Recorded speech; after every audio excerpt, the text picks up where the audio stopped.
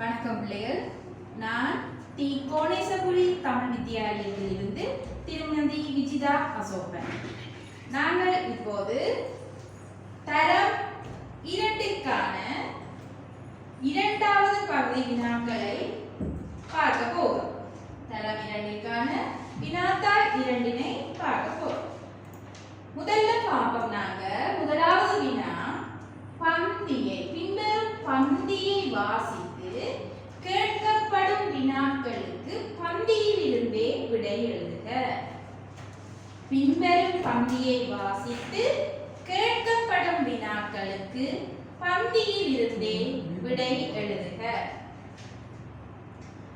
கொக்கினால் பாலை குடிக்க முடியவில்லை, ஏனெனில் அதன் அலகு மிகவும் நீளமானது. நரி அதை பார்த்து சிரித்தது. கொக்கு அக்கா, நான் குடிப்பது போன்று குடியுங்கள் என்று கூறி நாக்கால் நக்கி குடித்து காட்டியது. கொக்கு எதுவுமே பேசாமல் கவலையுடன் பறந்து சென்றது. இது நாங்க எங்களுடைய வகுப்புல பார்த்த நரியும் கொக்கும் கதையில இருந்து எடுக்கப்பட்ட ஒரு பகுதி. கண்டுபிடிச்சிருப்பீங்க. அந்த பகுதியை திரும்ப ஒருக்கா நாங்க இப்ப பார்ப்போம். கொக்கினால் பாலை குடிக்க முடியவில்லை. உங்களுக்கு தெரியும், நரி ஒரு தட்டையான பாத்திரத்துல தான் கொக்குக்கு விருந்து வச்சது. அதை கொக்கால குடிக்க முடியவில்லை. அதைத்தான் இந்த வாக்கியம் குறிக்கும். கொக்கினால் பாலை குடிக்க முடியவில்லை, ஏனெனில் அதன் அலகு மிகவும் நீளமானது. இங்க பாருங்க, ஏனெனில் அதன் அலகு மிகவும் நீளமானது என்று சொல்லப்பட்டிருக்கு. அலகு என்று நாங்க பறவைகளுடைய சொண்டத்தான் நாங்க அலகு என்று சொல்லுவோம். எங்களுடைய நாங்க வாய் என்று சொல்லுவோம், மனிதர்கள் வாய் என்று சொல்லுவோம். அது போல பறவைகளுக்கு அலகு சொண்டு என்று தான் நாங்க சொல்லுவோம். நீங்க கொக்கு பார்த்திருப்பீங்க. கொக்கினுடைய அலகு மிகவும் நீளமாக இருக்கும். அதனால தட்டையான இருக்கிற பாத்திரத்துல அந்த பாலை குடிக்க முடியாது. அதுதான் இங்க குறிப்பிடப்பட்டிருக்கு. அதன் அலகு மிகவும் நீளமானது. நரி அதை பார்த்து சிரித்தது. நரி தந்திரமான தலைமுறையை தன் தட்டையான பாத்திரத்துல கொடுத்தது. அப்ப நரி அதை பார்த்து சிரித்தது. கொக்கு அக்கா, நான் குடிப்பது போன்று குடியுங்கள் என்று கூறி நாக்கால் நக்கி குடித்து காட்டினார். உங்களுக்கு தெரியும் பிள்ளைகள், நீங்க அவதானிச்சிருப்பீங்க, வீட்டுல பூனை நாய் போன்ற பிராணிகள் நக்கி குடிக்கும். அது போலதான் நரியும் பாலை நாக்கால நக்கி குடிக்கும். ஆனா கொக்கால அப்படி குடிக்க முடியுமா பிள்ளைகள்? இல்ல. அப்ப அதனால கொக்கால அந்த பாலை குடிக்க முடியாம போனது. ஆனால் நரி அதை நக்கி குடித்து காட்டியது. கொக்கு எதுவுமே பேசாமல் பறந்து சென்றது. கொக்கால எதுவுமே பேச முடியவில்லை, அது பறந்து சென்றது. இப்ப இந்த பந்தி பிள்ளைங்களுக்கு விளங்கி இருக்கும். இனி நாங்க வினாவை பார்ப்போம். பந்தியிலிருந்து கேட்கப்பட்ட வினாவை பார்ப்போம். வினாவுக்குரிய விடைகள் யாவும் இந்த பந்தியில இருந்து தான் நாங்க எழுத வேண்டும். சரி, நாங்க இப்ப முதலாவது வினாவுக்கு போவோம்.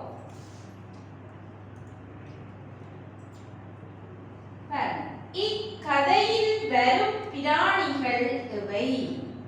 இக்கதையில் வரும் பிராணிகள் எவை? நீங்க பந்திய வடிவ அவதானிச்சீங்கன்னு சொன்னா இங்க உங்களுக்கு பிராணிகளுடைய பெயர் நிற எழுத்துக்களால காட்டப்படும். பாருங்க, நீங்களே சொல்லுவீங்க என்னென்ன வந்த இந்த பந்தியில. நரியும் கொக்கு. பாத்தீங்களா? நரி, கொக்கு.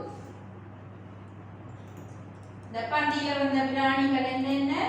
கொக்கு, அடுத்த பிராணி நரி. அப்ப கதையில் வந்த பிராணிகள் அவை கொக்கு, நரி என்பது சரியான விடை. அடுத்த வினாவுக்கு நாங்க போவோம். சொண்டு என்பதன் ஒத்த கருத்து சொல் யாது? சொண்டு என்பதன் ஒத்த கருத்து சொல் யாது? உங்களுக்கு தெரியும் பிள்ளைகள், ஒத்த கருத்து சொன்னா ஒரு சொல்லினுடைய அதே கருத்தை தார வேறு சொல்ல நாங்க ஒத்த கருத்து சொல்லன்னு சொல்லுவோம். அதன்படி நாங்க பந்தியில பார்த்த நாங்க சொண்டு என்பதற்கு ஒத்த சொல் வந்தது. ஞாபகம் இருக்கா? ஓ பாருங்க, அழகு. அப்ப சொண்டு என்பதன் ஒத்த சொல் என்ன? அழகு. அழகு என்பது சரியான விடை. அழகு என்பது சரியான விடை. சொண்டு அழகு என குறிப்பிடப்படும். அடுத்த வினாவை பார்ப்போம். சரியான விடையின் கீழ் கோடுக. சரியான விடையின் கீழ் கோடுக. இங்க ஒரு பந்தி தரப்பட்டிருக்கு. அதுல இருந்து இந்த வாக்கியம் இங்க உங்களுக்கு தரப்பட்டிருக்கு. நரி அதை பார்த்து சிரித்தது சிரித்தன. நரி அதை பார்த்து சிரித்தது சிரித்தன. இதுல சிரித்தது வருமா சிரித்தன வருமா என்றதான் உங்களுக்கான வினா. நீங்க இங்க பாருங்க, அந்த வாக்கியம் இந்த பந்தியில எப்படி அமைஞ்சிருக்கு. நரி அதை பார்த்து சிரித்தது. அப்ப இங்க என்ன சொல் வரும்? சிரித்தது வருமா சிரித்தன வருமா? சிரித்தது தான் வரும். அடுத்தது இன்னொன்னு நீங்க பார்க்கணும். இந்த வாக்கியங்களை நாங்க முடிக்கிற போது இங்க ஒருமை சொல் வந்தா நாங்களும் ஒருமையாத்தான் முடிக்கும். இங்க நரிகள் என்று வந்திருந்தா எப்படி வரும்? சிரித்தன என்று வந்திருக்கும். என்ன அதன்படி பார்த்தா நரி அதை பார்த்து சிரித்தது. அப்ப சிரித்தது என்பது சரியான விடை. அடுத்த வினாவுக்கு சொற்களை ஒழுங்குபடுத்தி வாக்கியம் எழுதுக.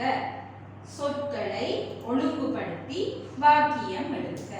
இங்க ஒரு வாக்கியம் ஒழுங்கின்றி உடைத்து தரப்பட்டது உங்களுக்கு. பாலை கொக்கினால் முடியவில்லை குடிக்க. பாலை கொக்கினால் முடியவில்லை குடிக்க. அப்ப இது முறையாக அமைக்கப்படாத வாக்கியம். உடைச்சு சொற்கள் தரப்பட்டது. இங்க நீங்க பந்திய பாருங்க. உள்ளே கொக்கினால் பாலை குடிக்க முடியவில்லை. அப்படிதான் இந்த வாக்கியம் அமைஞ்சிருக்கு. அப்ப இங்க நீங்க பாருங்க, எந்த சொல் இங்க மாறி இருக்கு. இப்ப முதலாவதா எது வரும்? கொக்கினால். அடுத்ததா இது வரும் பாலை. அடுத்ததா இது வரும் குடிக்க. அடுத்தது முடியவில்லை. அப்ப இப்ப உங்களுக்கு விளங்கிட்டு தானே இங்க எந்த சொல் மாறி இருக்கு. அந்த வாக்கியத்துல வந்த சொல் வாக்கியத்தை வச்சுக்கொண்டு நீங்க இந்த சொல்ல எழுதலாம். எழுதினா எப்படி வரும்? கொக்கினால் பாலை குடிக்க முடியவில்லை தான் சரியான விடை. அடுத்த வினாவுக்கு இரண்டாவது வினாவை பாப்போம் பிள்ளைகள். தரப்பட்ட சொற்களுக்குரிய ஒத்த கருத்து சொல்லை எழுதுக. நாங்க ஏற்கனவே பார்த்துட்டோம். ஒத்த கருத்துன்னு சொன்னா அதே கருத்தை தார ஒரு சொல்லினுடைய அதே கருத்தை தார சொல்லத்தான் நாங்க ஒத்த கருத்து சொல்லுன்னு சொல்லுவோம். அப்ப சந்திரன் நாங்க வகுப்புல பார்த்தோம். என்ன பிள்ளை? பூவடா மலரடிச்சு. காது செவி. இல்லம் மனை. அம்மா தாய் பிதா அப்படி சொல்லுவோம். அதே மாதிரி சந்திரன். சந்திரன் என்பதற்கு ஒத்த கருத்து சொல்ல என்ன பிள்ளைகள்? நிலா.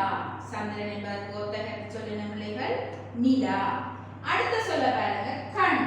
கண்ணுக்கு ஒத்த சொல்ல என்ன? விழி. கண்ணுக்கு ஒத்த சொல்ல என்ன? விழி. அடுத்த வினாவை பார்ப்போம். பின்வரும் வாக்கியங்களில் பொருத்தமான நிறுத்தக் குறிகளை இடுக. பொருத்தமான நிறுத்தக் குறிகளை இடுக. நாங்க தரம் 2ல படிச்ச நிறுத்தக் குறிகள் என்னன்னு ஞாபகப்படுத்தி பாருங்க. முற்றுப்புள்ளி படிச்சாங்க, காற்புள்ளி படிச்சாங்க, வினாக்குறி படிச்சாங்க. முற்றுப்புள்ளி எப்போ எங்க வரும்? வாக்கியத்தினுடைய இறுதியில. வாக்கியத்தை நிறைவு செய்து நாங்க முற்றுப்புள்ளி இடுவோம். அது உங்களுக்கு தெரியும். அடுத்தது காற்புள்ளி. காற்புள்ளின்னு பார்த்தீங்கன்னு சொன்னா ஒரு வாக்கியத்துல ஒரு மிருகங்கள், பறவைகள், உணவுகள், தானியம், பழங்கள், வரண தொகுதிகள் கூட்டமாக, அதாவது ஒன்றுக்கு மேற்பட்டு வரும்போது அதை நாங்க பிரிச்சு கருத்தை கண்டுபிடிக்கிறதுக்காக நாங்க அந்த காற்புள்ளியை இடுறது வழக்கம். அதன்படி பார்த்தீங்கன்னா இந்த வாக்கியத்துல சிங்கம், புலி போன்றவை காட்டி வாழ்கின்றன. சிங்கம் புலி போன்றவை காட்டில் வாழ்கின்றன. அப்ப இங்க என்ன குறியீடு வேணும் சொல்லுங்க பாப்போம்.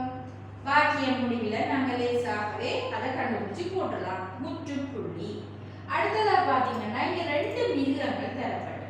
அப்ப நாங்க இத காற்புள்ளியால வேறுபடுத்தி காட்டணும். அப்ப சிங்கம், காற்புள்ளி, புலி போன்றவை காட்டில் வாழ்கின்றன. சிங்கம், காற்புள்ளி, புலி போன்றவை காட்டில் வாழ்கின்றன. முற்றுப்புள்ளி. நாம இந்த புலிக்கும் போன்றவைக்கும் இடையில போடணுமா? போட மாட்டோம். ஏன்? இது ஒரு மிருகம் அல்ல. அப்ப இங்க நாங்க சிங்கத்துக்கு புலிக்கும் பக்கத்துல காற்புள்ளி போட்டு போன்றவை காட்டில் வாழ்கின்றன முடிச்சுக்கோங்க. இந்த ரெண்டு குறியீடு இங்க வந்திருக்கு. நிறுத்தற்குறி ரெண்டு வந்திருக்கு. அடுத்த வாக்கியத்தை பார்ப்போம். எங்கள் வீட்டுக்கு மாமா, மாமி, பாட்டி ஆகியோர் வந்தனர். உங்களுக்கு தெரியும் வாக்கியத்தின் இறுதியில நாங்க முற்றுப்புள்ளியை போடுவோம். இங்க உறவு முறைகள் தொடர்ந்து வந்திருக்கு. அப்ப மாமா, மாமி, பாட்டிக்கு வருமா? வராது. அப்ப மாமாவையும் மாமிக்கும் காற்புள்ளி இடையில போட்டுக்கிறோம். அப்ப எங்கள் வீட்டிற்கு மாமா, காற்புள்ளி, மாமி, காற்புள்ளி, பாட்டி ஆகியோர் வந்தனர். அடுத்த வினாக்கு போ. புள்ளிக்கோட்டில் படத்திற்குரிய சொல்லை எழுதுவோம். புள்ளிக்கோட்டில் படத்திற்குரிய சொல்லை எழுதுவோம். அம்மா, இங்க என்ன படம் தந்திருக்கு? இளநீர். அப்ப இளநீர் குடித்தார். அப்ப இந்த இடைவெளியில வர வேண்டிய சொல் என்ன? இந்த படத்திற்குரிய சொல் இளநீர். அப்ப இப்படி எழுதலாம். அம்மா இளநீர் குடித்தார். அம்மா இளநீர் குடித்தார். அப்ப படத்துக்கு பொருத்தமான சொல்ல நாங்க அதை வச்சு வாக்கியத்தை நிறைவு செய்யலாம். அடுத்ததுனா நான் இதுல தந்த படம் புத்தகம், புத்தகம் படித்தேன். அப்ப பாத்தீங்கன்னு சொன்னா நான் படத்துக்குரிய சொல் அங்க எழுதிட்டா படித்தேன். நான் புத்தகம் படித்தேன். அடுத்தது கணித வினாவுல நாங்க இப்ப வந்தோம். சரியான விடையின் கீழ் கொடுக்க 3 விடைகள். ஒவ்வொரு வினாவுக்கும் 3 விடைகள் தரப்படும். நீங்க 3 விடைகளையும் நல்ல வடிவா பார்க்கணும். எது மிகவும் பொருத்தமான விடை என்று அவதானித்துதான் நீங்க அந்த விடையை தெரிவு செய்ய வேண்டும். இப்ப நாங்க பார்ப்போம். சொர சொரப்பான உருத்தொகுதியை தெரிவு செய்க. சொர சொரப்பான உருத்தொகுதியை தெரிவு செய்க. அப்படி என்ன? நாங்க வகுப்புல பொருட்களை தொட்டு உணர்ந்து பார்த்திருக்கிறோம். அதுல சில பொருட்கள் மென்மையா இருக்கும், சில பொருட்கள் கரடு முரடாக சொர சொரப்பாக இருக்கும். அந்த கரடு முரடாக இருந்த பொருட்களை தான் நாங்க இங்க சொர சொரப்பான பொருள் என்று சொல்லுவோம். அந்த வகையில பார்ப்போம். துணி. துணி எப்படியான பொருள்? நாங்க மேல் பகுதியை தொட்டு பார்க்கும்போது அது மென்மையாக இருக்கும். ஸ்பஞ்ச், அதுவும் நீங்க டஸ்டரா எல்லாம் பாவிப்பீங்க. வீட்டுல தண்ணீர் அதுகளை துடைக்கிறதுக்கு எல்லாம் பாவிப்பீங்க. அதை நீங்க மேல் பகுதியை தொட்டு பார்ப்பீங்கன்னு சொன்னா அது எப்படி இருக்கும்? மென்மையாக இருக்கும். அப்ப இந்த முக்கோணத்துக்குள்ள தந்த 2 பொருட்களும் மென்மையானவை. அப்ப இந்த விடை வராது. அடுத்தது கல். கல்ல நீங்க எடுத்து பார்க்கின்ற போது அங்க சொரசொரப்பான ஒரு தன்மை காணப்படும். சிப்பி. சிப்பியினுடைய மேற்பகுதி அடிப்பகுதி எல்லாம் பார்த்தீங்கன்னு சொன்னா அங்கேயும் ஒரு சொரசொரப்பான தன்மை காணப்படும். பாகற்காய். பாகற்காயின் மேற்பகுதியிலையும் அப்படியான ஒரு சொரசொரப்பான தன்மை காணப்படும். அப்ப இந்த 3 பொருளுமே சொரசொரப்பான பொருளாக காணப்படுகிறது. அடுத்த விடையை பார்ப்போம். துணி அது மென்மையான பொருள். கல் அது சொரசொரப்பான பொருள். அப்ப அந்த விடை வராது. இதுவும் வராது. அப்ப எது பொருத்தமான விடை? இந்த 2வது விடை தான் பொருத்தமான விடை. அடுத்த வினா, கூடையில் உள்ள மாம்பழங்களின் எண்ணிக்கை யாது? கூடையில் உள்ள மாம்பழங்களின் எண்ணிக்கை யாது? இப்ப நாங்க எண்ண போறோம் மாம்பழங்களை. 1 2 3 4 5 6 7. எத்தனை மாம்பழங்கள் கூடையில் இருக்கு? 7. 7 என்பதை நாங்க இப்ப பார்ப்போம். முதலாவது விடை என்ன? 8. 2வது 7. 3வது 6. அப்ப 2வது விடை தான் சரியான விடை. அடுத்த வினா, அடுத்து வரும் கோலத்தை தேர்வு செய்க. இந்த கோலங்கள்ல அடுத்ததாக ஒரு இடைவெளி இருக்கு இறுதியாக. அந்த கோலத்தை நாங்க இப்ப கண்டுபிடிக்க வேண்டும். முதல்ல இங்க பாத்தீங்கன்னா இங்க எத்தனை முக்கோணம் இருக்கு? 2 முக்கோணம். மேல 3. அதே மாதிரி கீழ்ப்பகுதியில எத்தனை? 2. திரும்பவும் மேற்பகுதியை பாருங்க, அங்க 4 முக்கோணங்கள் இருக்கு. அப்ப திரும்ப இங்க கீழே வரும்போது எத்தனை பிள்ளைகள் வரும்? 1 வருமா? இல்ல, 1 இந்த கோலத்துல வரவே இல்ல, ஒரு முக்கோணம். அடுத்ததாக 2 இருக்கின்றது, அடுத்ததாக 4 இருக்கின்றது. இங்க 4 இருக்கிறபடியா அடுத்ததாக எத்தனை வரும்? 2 தான் வரும். அப்ப சரியான விடை எது? 2. அடுத்த வினா, கோலம் இங்க உங்களுக்கு தரப்பட்டிருக்கு.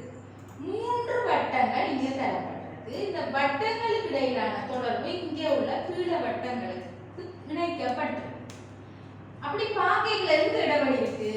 இந்த வட்டத்துல தான் இடைவெளி இருக்கு. அப்ப நாங்க கண்டுபிடிக்க வேண்டிய விடை அந்த வெறுமையா இருக்கிற வட்டத்துல வர வேண்டியதுதான் எண்ணெய் கண்டுபிடிக்க வேண்டும். அப்ப நாங்க பார்ப்போம், இங்க 7 இருக்கு, இங்க 10 இருக்கு. அப்ப இந்த எண்ணெய் விட இந்த எண்ணெய் அதிகரிச்சு. அப்ப இங்க என்ன? 7, 8, 9 3 எண்கள் கூடுதலாக இருக்கு. அப்ப 7 உடன் 3ஐ சேர்க்கின்ற போது எத்தனை வருகிறது? 10. 7 உடன் 3ஐ சேர்க்கின்ற போது எத்தனை வருகிறது?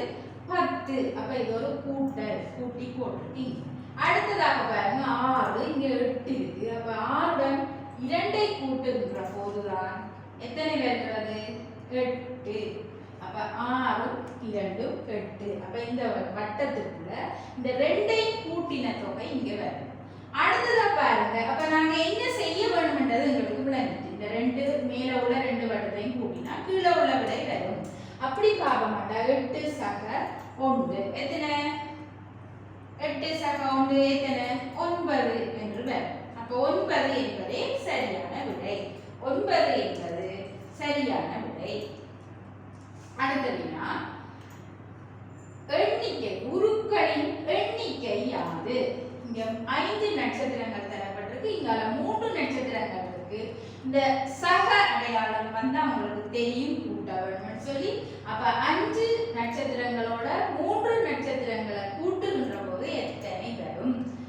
மொத்த எண்ணிக்கை யாது என்பதுதான் வினா. அப்ப கூட்டுங்க பார்ப்போம். 5 சக 3 எத்தனை? 8. அப்ப 8 என்பதே சரியான விடை. 8 என்பதே சரியான விடை. அடுத்தது பாருங்க, இங்க எத்தனை மரங்கள் பிள்ளை தந்திருக்கு? 1, 2, 3, 4, 5, 6 மரங்கள் தரப்பட்டிருக்கு. 4 மரங்களின் பின்னே சய அடையாளம் தரப்பட்டிருக்கு. 2 மரங்கள் நீக்கப்பட்டு வெட்டி அகற்றப்பட்டுள்ளது. 6 மரங்களில் 2 மரங்கள் நீக்கப்பட்டால் மீதியாக உள்ள மரங்கள் எத்தனை? 6 மரங்களில் 2 மரங்கள் நீக்கப்பட்டால் மீதியாக உள்ள மரங்கள் எத்தனை? நீக்கப்பட்டால் அகற்றப்பட்டால் அப்படின்னு சொன்னா எங்களுக்கு தெரியும், கழிக்க வேண்டும். அப்ப 6 மரங்கள் இருக்கு, அதுல 2 மரங்கள் நீக்கப்பட்டால் மிகுதியாக உள்ள மரங்கள் எத்தனை? 1, 2, 3, 4.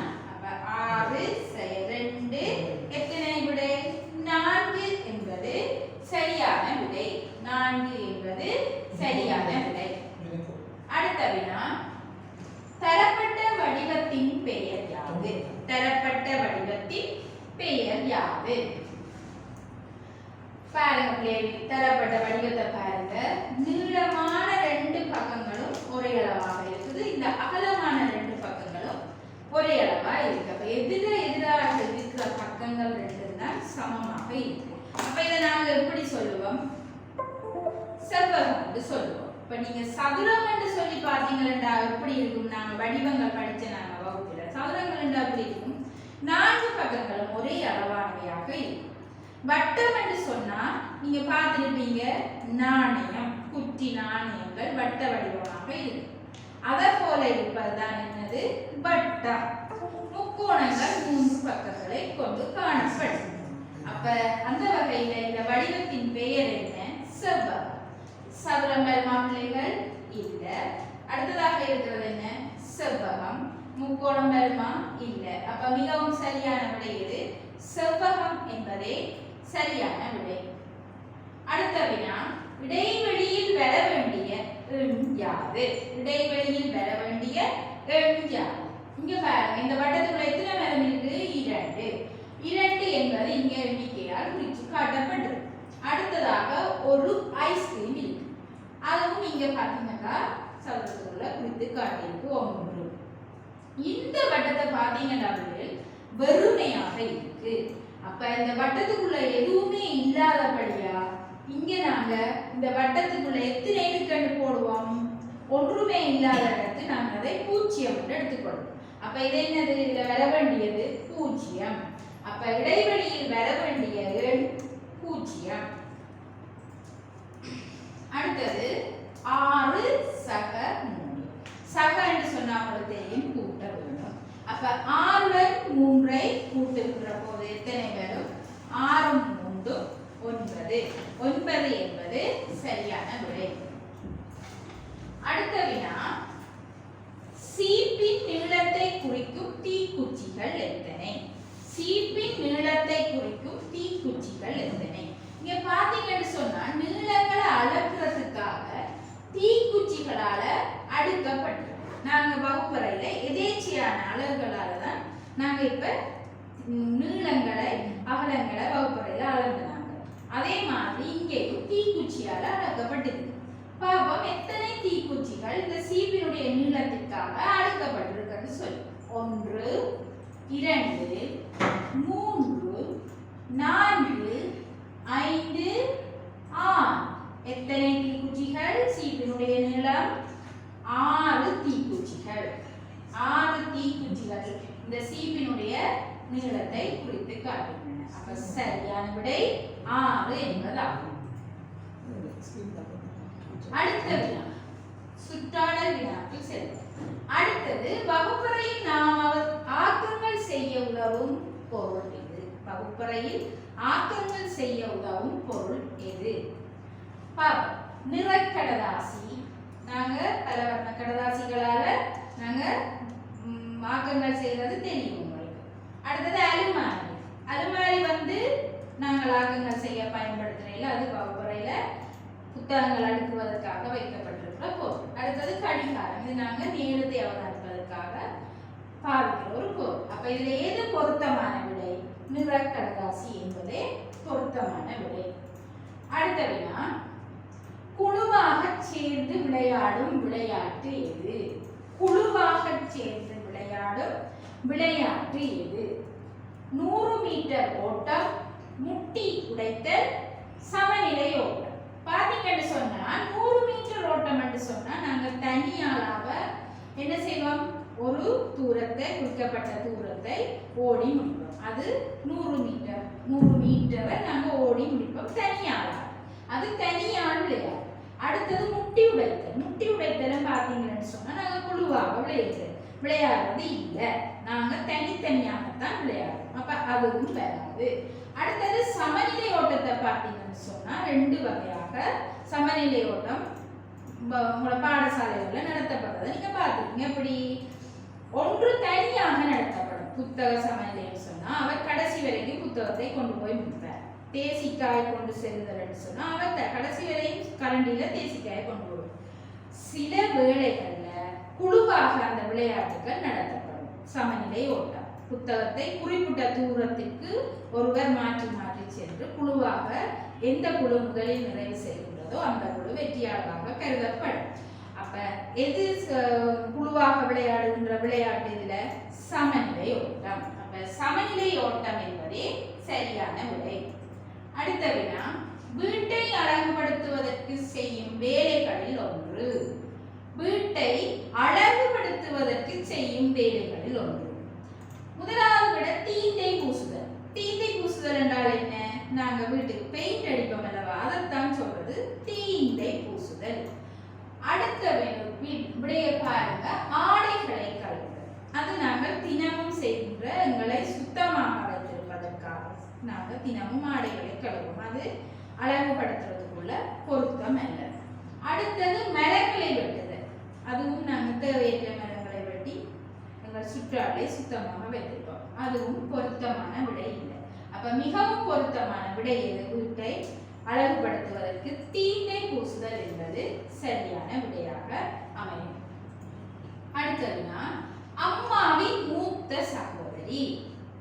அம்மாவின் மூத்த சகோதரி எப்படி? நீங்க உங்களோட வீட்டுல இருக்கிற அம்மாண்ட அக்காவை நீங்க எப்படி சொல்லுவீங்க? பெரியம்மான்னு சொல்லுவீங்க. அம்மாவினுடைய அக்காவை தான் நீங்க மூத்த சகோதரி என்று சொல்லப்பட்டிருக்கு. அடுத்தது பாத்தீங்கன்னா இளைய சகோதரி. இளைய சகோதரி என்று சொன்னா யாரு? சித்தி. அதாவது அம்மாவினுடைய தங்கை. அம்மாவினுடைய தங்கையை தான் நாங்க சித்தி அல்லது சின்னம்மா என்று அழைப்போம். அடுத்தது பாருங்க அப்பாவின் சகோதரி. அப்பாவின் சகோதரியில் மூத்தவராக இருந்தாலும் இளையவராக இருந்தாலும் நாங்கள் மாமி என அழைப்போம்.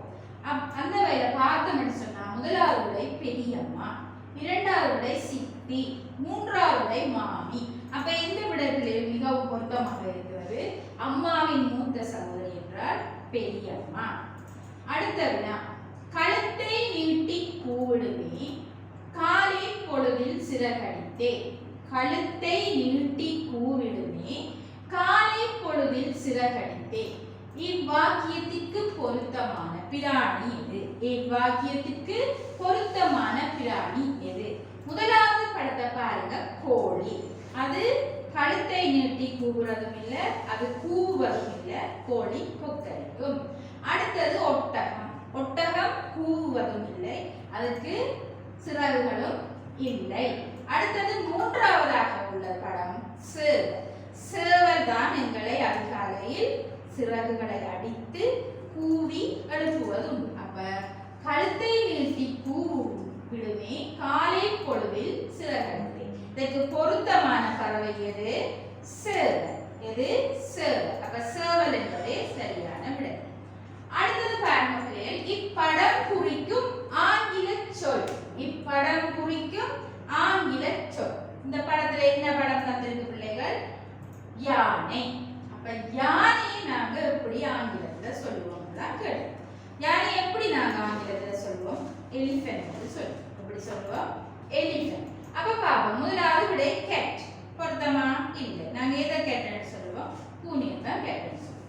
அடுத்தது டோக். டோக்னு நாங்க எதை சொல்லுவோம்? நாயை தான் சொல்லுவோம். அப்ப அதுவும் பொருத்தம் இல்லாத விடை. அடுத்ததாக உள்ள மூன்றாவது விடைதான் என்ன? எலிஃபென்ட். எலிஃபென்ட் என்னது? யானை. அப்ப யானைக்கு ஆங்கிலத்துல நாங்க அழைக்கின்ற சொல் எலிஃபென்ட். அப்ப எலிஃபென்ட் என்பதே சரியான விடை. அடுத்தது சிவப்பு நீலம் ஆகிய இரண்டு நிறங்களையும் சேர்த்தால் ஆகும் நிறம் கேட்டது. சிவப்பு நீலத்தை சேர்க்கின்ற போது என்ன நிறம் உருவாகும் என்று கேட்டது. நீங்க வகுப்பறையில அதிகமாக நிறங்களை சேர்த்து பார்த்திருப்பீங்க. நீருடன் விளையாடுது பாடத்தில். அதுல பாத்தீங்கன்னா சிவப்பையும் மஞ்சளையும் சேர்த்து பார்த்திருப்பீங்க. பாக்கெட்ல என்ன வந்தது? செம்மஞ்சள் வந்தது. அதே போலதான் நீங்க கேட்டிருக்கு சிவப்போட நீலத்தை சேர்க்கிற போது என்ன நிறம் வரும் என்று கேட்டு. என்ன நிறம் பிள்ளைகள் வரும்? ஊதா நிறம் வரும். என்ன நிறம் வரும்? ஊதா. அப்ப ஊதா என்பதே சரியான விடை. அடுத்த வினா நீரில் மிதக்கும் பொருள். நீரில் மிதக்கும் பொருள். முதலாவது தேங்காய் எண்ணெய், நாணய குச்சி, ஆணி. நீங்க நீருக்குள்ள பொருட்களை போட்டு அவதானிக்கிற போது சில பொருட்கள் மிதந்திருக்கும், சில பொருட்கள் தாழ்ந்திருக்கும். பாரமான பொருள் அமிழ்ந்து சென்றிருக்கும், பாரமற்ற பொருள் மிதந்திருக்கும். நீங்க அது அவதானிச்ச விடை. அதை வச்சு கொண்டு பார்க்கல ஆணி அது பாரமான பொருள், அது என்ன நடந்திருக்கும்? அமிழ்ந்து போயிருக்கும். அடுத்தது நாணய குச்சி, அதுவும் ஒரு பாரமான பொருள், அதுவும் அமிழ்ந்து சென்றிருக்கும். அடுத்ததாக பாருங்க தேங்காய் எண்ணெய். தேங்காய் எண்ணெய். தேங்காய் எண்ணெயை நீங்க தண்ணிக்குள்ள போட்டீங்கன்னு சொன்னாது தண்ணீர் திரவமான ஒரு பொருளாக இருந்தாலும் தண்ணியோட கலக்காது, மேலால மிதந்து கொண்டு இருக்கும். அதனால பொருத்தமான விடை எது? தேங்காய் எண்ணெய். இதுல பொருத்தமான விடை எது? தேங்காய் எண்ணெய். அடுத்தது கிராமிய விளையாட்டுகளுள் ஒன்று. கிராமிய விளையாட்டுகள் சொன்னா நீங்க பாப்பீங்க புத்தாண்டு காலத்துல அதிகமாக இப்ப கிராமிய விளையாட்டுகளை விளையாடுறது வழக்கம். அதுல நீங்க பார்த்திருப்பீங்க யானைக்கு கண் வைத்தல், தலையணை சமர், முட்டி உடைத்தல், பல்லாங்குழி இப்படியான விளையாட்டுகளை விளையாடுவது வழக்கம். அந்த வகையில பாத்தீங்கன்னு சொன்னா இது என்ன விளையாட்டு? காற்பந்து. காற்பந்து வருமா கிராமிய விளையாட்டுக்குள்ள? இல்லையே, அது ஒரு தேசிய விளையாட்டு. அடுத்தது இரண்டாவது படம் தலையணை சமர்.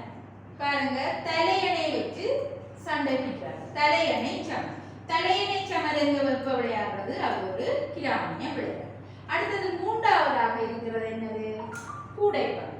கூடைப்பந்து என்பது என்ன? அது ஒரு தேசிய விளையாட்டு. அப்ப இதுல மிக பொருத்தமான விடை எது? தலையணை சமர். தலையணை சமர் என்பதே சரியான விடை. அடுத்ததுனா கிரிபத் என்ற சிங்கள சொல்லின் தமிழ் கருத்து. கிரிபத் என்ற சிங்கள சொல்லின் தமிழ் கருத்து. இடியப்பம், பாற்சோறு, பசுப்பா. இடியப்பம் என்ன நாங்க சிங்களத்துல எப்படி சொல்லுவோம்? இடியாப்ப. பாற்சோறு எப்படி சொல்லுவோம்? கிரிபத். பசுப்பாறை எப்படி சொல்லுவோம்? அம்பகிரி. அப்ப இதுல எது மிகவும் பொருத்தமானது? கிரிபத் என்ற சொல்ல நாங்க அழைக்கக்கூடிய சொல் எது? பால் சோறு. பால் சோறு என்பதே மிகவும் சரியான விடை. சரி பிள்ளைகள், இப்ப நாங்க இரண்டாவது வினாத்தால நாங்க பார்த்து முடிச்சிருக்கோம். இதற்கான விடைகளை நீங்க சரியா எழுதியிருப்பீங்கன்னு நினைக்கிறேன். இதனை உங்களுடைய ஆசிரியரிடம் கொடுத்து உங்கள் வினாக்களை திருத்திக் கொள்ளுங்கள். நன்றி.